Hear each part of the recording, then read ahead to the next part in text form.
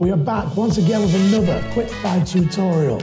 Rob here from edison365, and today we're going to show you how easy it is to create a table within the app. Now, we've seen this many times across the project management application sphere, if that even is a thing. Let's say project management app industry, let's say. That if you want to create a risk table, or you want to manage a schedule, or you want to manage a resource within your project, it's another license, it's another module, it's another piece of money that you need to spend. Not within Edison. What we say is, here's the app. If you want to manage risks, go and do it. If you want to manage issues, go and do it. Just create a table that fits that. And so let's have a look in the app at how easy it actually is to create your bespoke tables. So let's dive in. We're on the home page. I'm going to come admin, tables, create.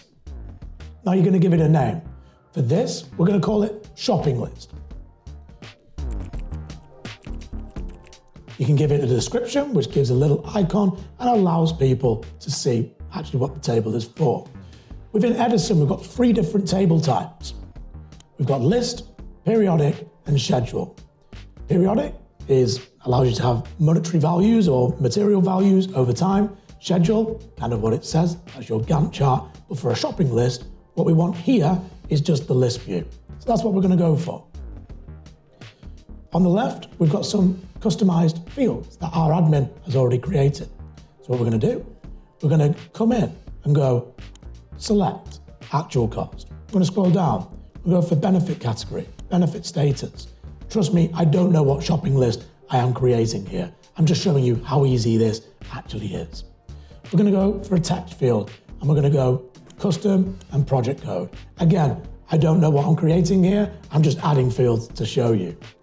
You can then say to the system, how do you want this to behave on a user's personal page?